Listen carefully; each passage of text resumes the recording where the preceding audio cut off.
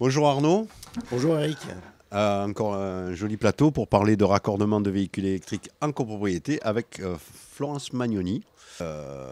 Thierry Gachon. Thierry Gachon, merci. Voilà. Et David Garavagno, toujours là, toujours présent. Oui, le raccordement de véhicules électriques en copropriété. C'est les infrastructures de recharge pour les véhicules électriques. C'est un sujet criant en copropriété. A priori, il y a des régions qui sont beaucoup plus sollicitées, mais la nôtre commence à monter en puissance. Les syndics ont des demandes. Et aujourd'hui, la bonne question, c'est que ce qu'on peut faire, que ce qu'on doit répondre et que ce qui s'offre à nos copropriétaires pour le raccordement de leurs véhicules. Parce que autant avant les véhicules thermiques, on allait faire le plein à la station, autant on se rend compte que les véhicules électriques, c'est au domicile. Pour les recharges principalement. Et on se rend compte, voilà, le parc d'immeubles est pas toujours récent, des immeubles anciens qui ne sont pas adaptés. Et donc, il faut mettre en place ces structures pour raccordement. Et on va voir avec EDF, donc Madame Magnoni, quelles sont les solutions, ce qui s'offre aux copropriétés comme solution pour ces raccordements. Alors bonjour. Bonjour. Donc, je représente EDF en tant que référente en mobilité électrique. Alors donc EDF, pour accompagner justement cette transition, ce grand changement, pour accompagner les copropriétés, les entreprises, mais on va parler uniquement des copropriétés aujourd'hui, propose justement, parce que ce n'est pas simple, il y a des informations de partout et souvent contradictoires, donc les copropriétaires et les syndics nous sollicitent. Et EDF a choisi d'accompagner les copropriétés avec une étude de faisabilité en premier lieu pour pouvoir déterminer en fonction des copropriétés, des infrastructures, quelle est la meilleure solution envisagée. Parce que toutes les copropriétés ne sont pas identiques, les parkings non plus, donc forcément parking en sous-sol, extérieur, aérien, etc. Des places nominatives ou non, enfin voilà, c'est compliqué. Qu'est-ce qu'on peut faire? Donc nous, EDF, nous proposons une étude de faisabilité. C'est un expert qui vient sur site, qui va réaliser un audit et qui va, avec évidemment toutes les formations techniques, réglementaires et spécifiques à l'infrastructure, mais aussi avec le cahier des charges, puisqu'au préalable, c'est mieux d'avoir effectué une enquête auprès des copropriétaires pour connaître leurs besoins et projets.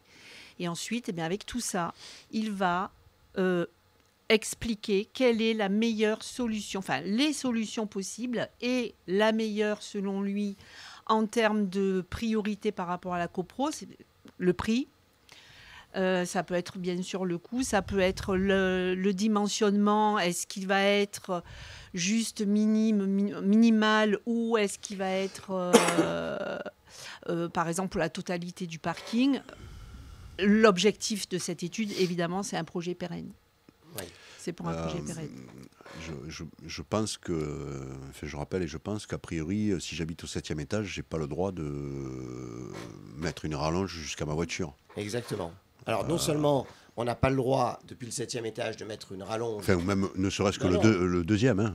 Exactement, même du premier. Mais ça va plus loin. C'est-à-dire qu'en fait, si on veut faire un raccordement dans son propre garage, dans le cas où on est propriétaire d'un garage, parce que Mme Magnoni l'a bien expliqué, chaque copropriété a cette typologie particulière. On a des immeubles où il y a des garages, il y a des immeubles où il y a des parkings extérieurs communs, des parkings extérieurs privés.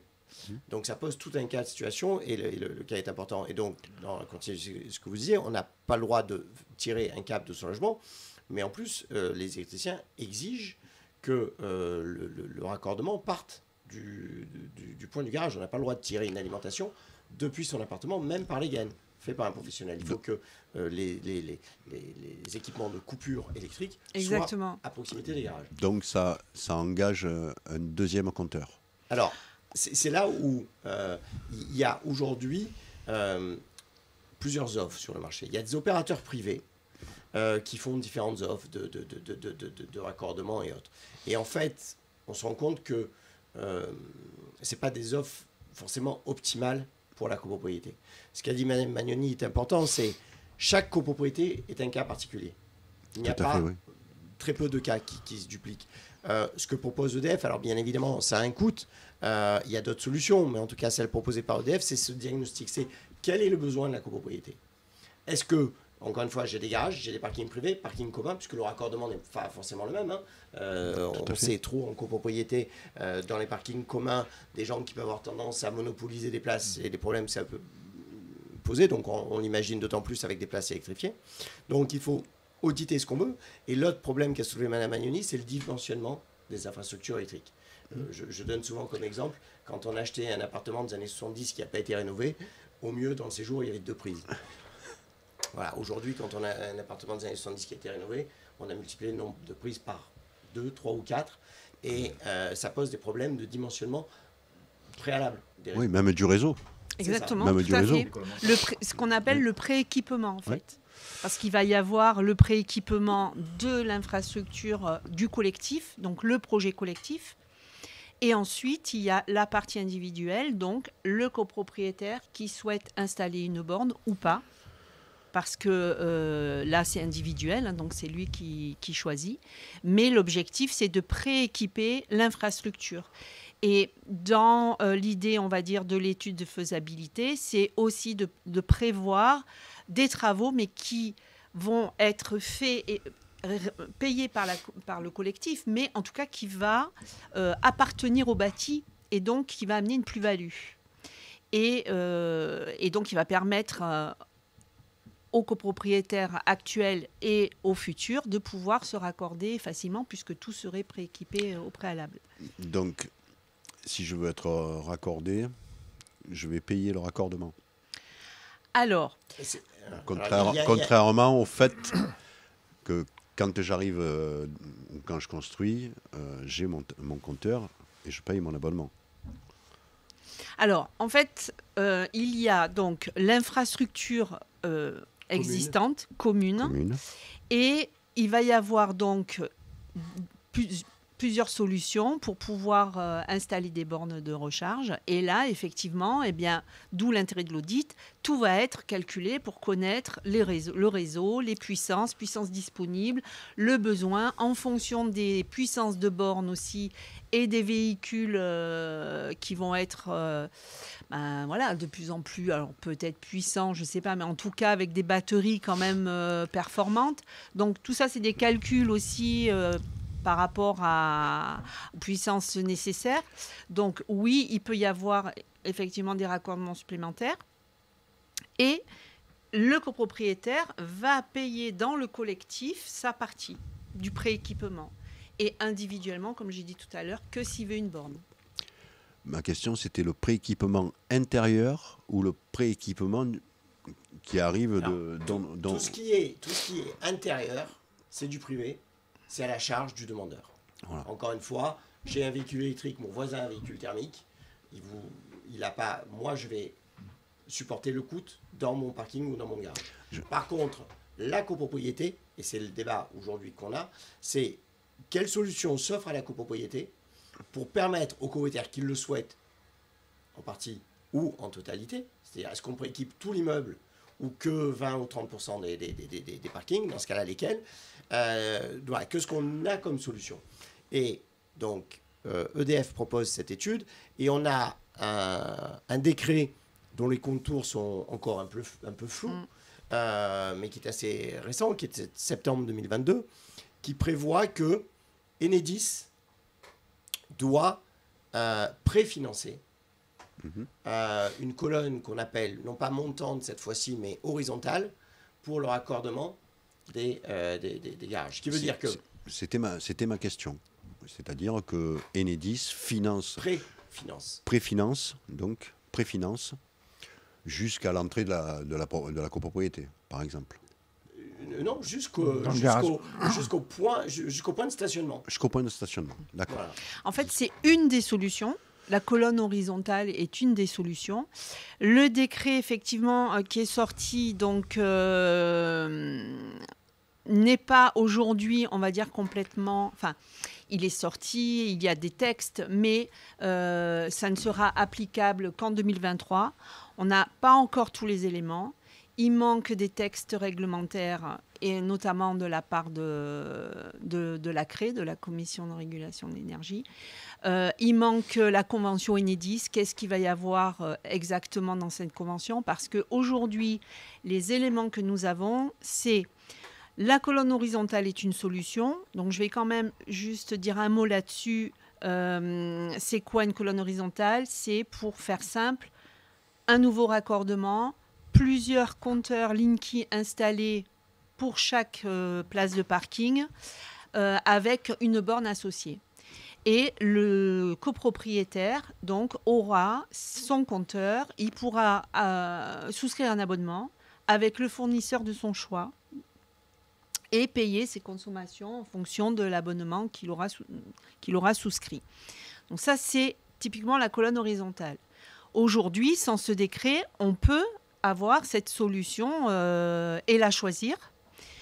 Il faut savoir qu'aujourd'hui, cette solution, Enedis prend à sa charge un taux de réfaction de 40%, ce qui veut dire que reste à charge 60% dans le devis pour la copropriété. Il y a des aides de l'État. Et donc, est-ce qu'il faut attendre le décret, enfin l'application ou pas? Ça va dépendre des besoins, ça va dépendre des projets. J'ai envie de dire, est-ce que le projet est vraiment pérenne? Est-ce que les copropriétaires sont vraiment sensibilisés et souhaitent s'engager d'une manière quand même assez majoritaire? Donc là, peut-être ne pas forcément attendre. Parce que ce décret donc Enedis va installer des colonnes horizontales, mais pas pour 100% des copropriétaires. C'est un des problèmes aujourd'hui. Wow. C'est-à-dire qu'en fait, aujourd'hui, on est en copropriété. Si on prend classiquement une copropriété de 20, 30, 50 logements, aujourd'hui, on a de la demande, mais ça reste une demande minoritaire. Et la question, c'est la copropriété s'engage dans un chantier. Est-ce qu'elle anticipe une future totalité de raccordement, ou est-ce qu'au contraire, dans un premier temps, elle ne va envisager qu'un raccordement de 20, 30, 40%? Sans faire de politique, je pense que ça appartient... moi, je pense qu'il y a une décision d'État à prendre et de dire c'est comme ça et feu. Parce que l'enjeu financier est colossal. Je sais, mais on ne peut pas dire à tout le monde rouler en voiture électrique et pas avoir les raccordements, ou dans le cadre d'une vente, comme c'est le cas par exemple dans un commun pas loin d'ici, où un certain monsieur ne peut plus mettre la fibre parce que ça n'a pas été prévu pour, alors que lui il y est pour rien. Et là on va se retrouver, d'après ce que vous me dites, confronté à un problème, parce que quelqu'un va peut-être acheter un appartement et il ne pourra pas avoir dans l'accordement. Non. Aujourd'hui, il y a le droit à la prise qui existe. C'est-à-dire que n'importe qui veut se raccorder peut bénéficier du droit à la prise. Mais une fois qu'on a dit ça, on a tout dit et rien dit. Parce que globalement, le droit à la prise, c'est un copropriétaire vient, il peut faire, sans demander à l'Assemblée générale, son raccordement. Il faut qu'il fasse la demande au syndic. Dans tous les cas, dans tous ces cas-là, même pour du collectif, la priorité, la première des choses, c'est de rencontrer son syndic, de voir les demandes qu'il y a, et ensuite de faire une étude. Et c'est l'Assemblée générale, de toute façon, qui choisira les solutions ou les solutions d'études, ou les solutions qui peuvent être proposées en collaboration avec le syndic. Oui. Les installations ne se font qu'avec l'accord du syndic et avec une Assemblée générale qui a pris une décision. Je parle au niveau collectif, je ne parle pas au niveau individuel. Oui, parce qu'encore une fois, le droit à la prise fait que n'importe qui peut installer. Mais encore une fois, ce droit à la prise n'est pas une fin en soi, parce que les contraintes techniques derrière sont trop lourdes pour laisser les copropriétaires seuls. Souvent, ils passent dans les parties communes, oui. Donc, dans tous les cas, même s'il y a un droit à la prise, ça passe dans les parties communes. Donc, on ne fait pas d'installation sans en informer le syndic. Disons que le point de vigilance, c'est... Attention, il ne faudrait pas que ce soit juste les premiers copropriétaires qui en font la demande, les premiers servis et qui payent. Voilà. Donc, c'est pour ça qu'on a pas mal de copropriétés qui nous demandent et qui anticipent, avant même qu'il y ait des véhicules électriques dans les parkings, qui anticipent et qui demandent, pour éviter les branchements anarchiques, etc., faire une étude dimensionnée. Voilà. le bâti. Que ce soit une décision collective. Exactement. Voilà. Bien définir la demande et les besoins de la copropriété en fonction de la configuration de la copropriété. Puisque vous me disiez en préparant cet atelier qu'en région parisienne, vous avez une demande exponentielle. Tout à fait. Ce qui aujourd'hui, chez nous, n'est pas encore tout à fait le cas, mais on en prend la direction. On interdit les véhicules thermiques en 2035, enfin la vente de véhicules thermiques en France en 2035. Oui. C'est pas tout à fait demain, mais c'est après-demain. Donc il faut effectivement bien anticiper. Alors c'est vrai que je m'occupe de ce domaine, enfin je suis dans ce domaine d'activité pour toute la France. Donc je vois un petit peu dans toutes les régions, alors pas en mobilité, enfin je ne me déplace pas, je travaille avec les régions et les experts et les ingénieurs, etc. Mais c'est vrai que Île-de-France, la région Île-de-France représente une très grosse partie des demandes. Et puis Méditerranée, il y a 2 ans, était, on va dire, entre 5 et 4e. Et puis là, on est en 3e. Ouais. Donc on est sur le podium et on a de plus en plus de demandes. En résumé, on fait appel à notre partenaire, donc EDF, pour le diagnostic, pour pouvoir ouvrir les débats en copropriété. Exactement. Alors encore une fois, il n'y a pas que EDF, il y a d'autres prestataires, des prestataires privés, mais vraiment, effectivement, on se pose la question, on définit ce qu'on veut et l'étude EDF présente beaucoup d'avantages. Ouais. Et dans l'étude EDF, je voudrais apporter une petite précision. Au-delà de toute la partie technique, puisque c'est un rapport d'une 20aine de pages qui est conséquent, il va y avoir une partie budgétaire. Parce que, en assemblée générale, ils veulent connaître le coût des travaux. Donc, il va y avoir des devis associés en fonction des solutions, pour pouvoir aussi faire son choix avec tous les tenants et les aboutissants. Et ce devis est fait par notre filiale qui est Easy by EDF, qui est installateur de bornes de recharge et qui peut aussi se substituer à Enedis ou pas. C'est-à-dire qu'il peut, puisqu'Enedis, de toute façon, interviendra à un moment donné sur le réseau, il peut aussi prendre la main sur cette partie et être l'interlocuteur privilégié d'Enedis. Voilà. Sachant que ce n'est pas une obligation, l'étude est neutre. La partie budgétaire associée, elle est là pour déterminer, donner du chiffrage. Après, libre à la copropriété de choisir avec qui il fait les travaux. Mais effectivement, nous